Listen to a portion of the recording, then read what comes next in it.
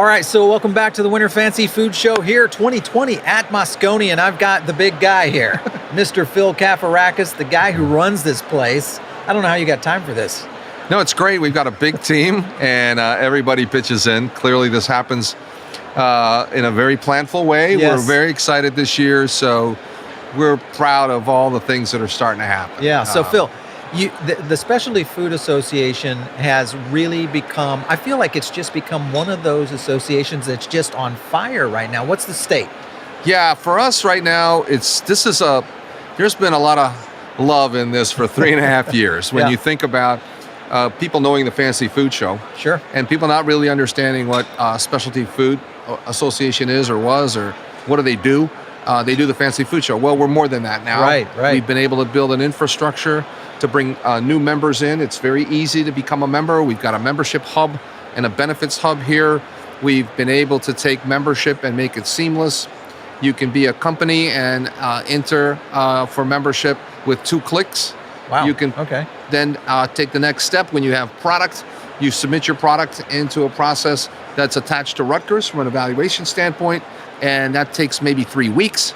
So we're looking to expand the community, particularly with the startups, Yeah. and be able to bring the vision to life. So when you think about shape the future of food, we mean it, because all these wonderful companies bring us this new innovation.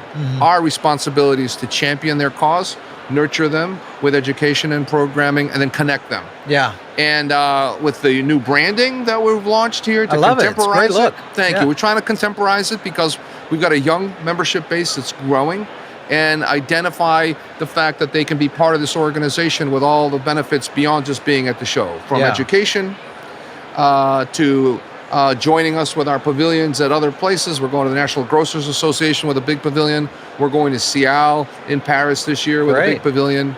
So it gives the membership an opportunity to be successful. Yeah, And, absolutely. we really have been very focused on, the board has been very supportive and focused on being a membership organization, Yeah. not just a trade show. Right.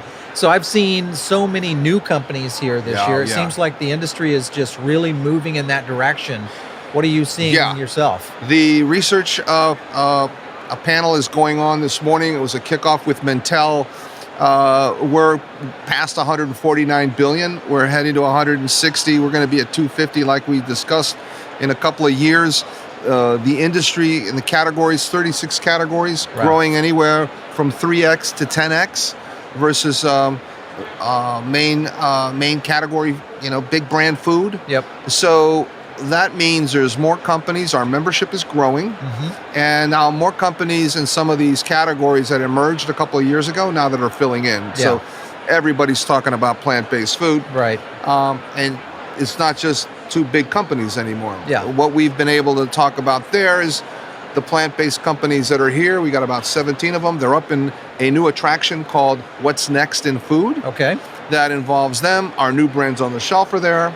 And we've also partnered with the Fine Chocolate Association to bring them a venue that they can host their education sessions, and then be able to display products that traditionally they've never been part of the family. Yeah, for So sure. this is this expansion that you're feeling. It also clearly helps the attendance at the show. This show traditionally is smaller Yeah. than New York, but we're getting bigger every year, and the opportunities now with the new building will continue to add Yeah, a more lot of- exhibitors and more companies. A lot of new features. I love the format of it, definitely. And of course, the pace of the show today, being Right. first day, pretty heavy. Yeah, we're very pleased with that. We've got a scan and go system this year to help people move through, so it's a lot easier to get in. And now that the building is finished, we can do some things letting people down in the escalator areas so they're not jammed in the lobby. We Gotcha. expedite their entrance so they can get into the show floor. Yeah. And we've also incorporated some education platforms Yeah. here. We've got a big idea stage that's off the show floor, and we got some terrific venues up in level 2 as well from an education standpoint. All new to the way we want to engage the community. Yeah, for sure.